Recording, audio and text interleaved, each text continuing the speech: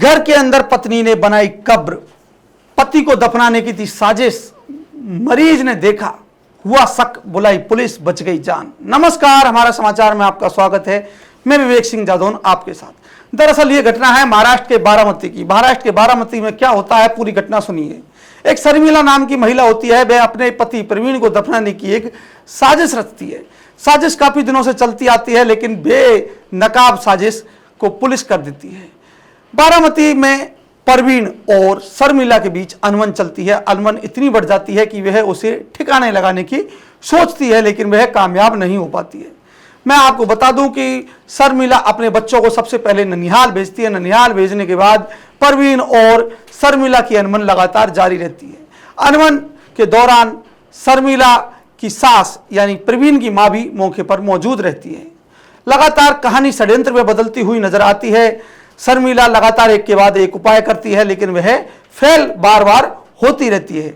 लेकिन शर्मिला ने कहीं कसर नहीं छोड़ी। शर्मिला लगातार अपनी कामयाबी पाने के लिए हर हथकंडे अपनाती रही। उसने अपनी बालकनी में पति को ठिकाने लगाने के सोचा और उसके लिए एक बड़ा षड्यंत्र रचा।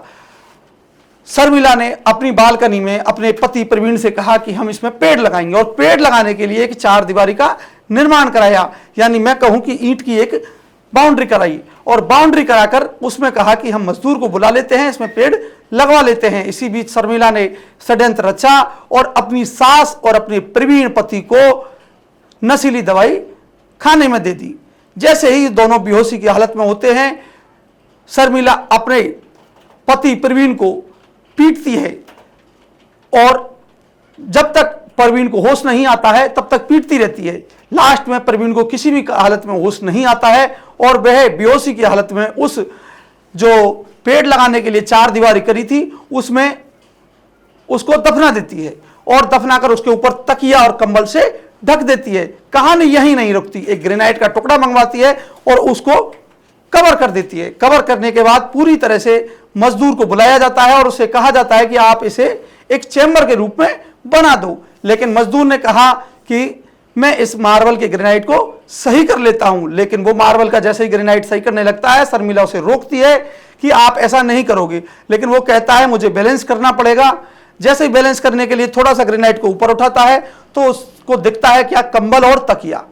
वह शर्मिला से कहता है कि ये तकिया कंबल क्यों रखा है, तो शर्मिला कहती है कि आपको इससे क्या मतलब, आप तो अपना काम कीजिए। लेकिन जब मजदूर को इस बात पर शक होता है और वो कहता है कि इन कंबलों को तो मुझ जैसे गरीब को दे दो, शर्मिला कहती है तुझे चाहिए तो मैं और दे दूंगी, लेकिन तू इनको मत छेड़।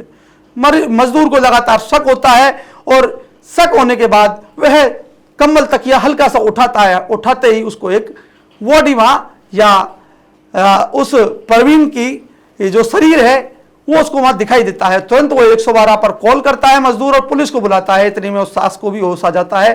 वो फोन के जरिए अपने परिचित को बुलाती है और परिचित वहां पहुंच जाते हैं। जब पुलिस वहां पहुंचती है तो उसे वहां से बाहर सकुशल निकाला जाता है, अस्पताल ले जाया जाता है, जहां इलाज के दौरान प्रवीण सही हो जाता है। तो अब देखिए कि महिलाएं किस तरह का षड्यंत्र रच रही हैं।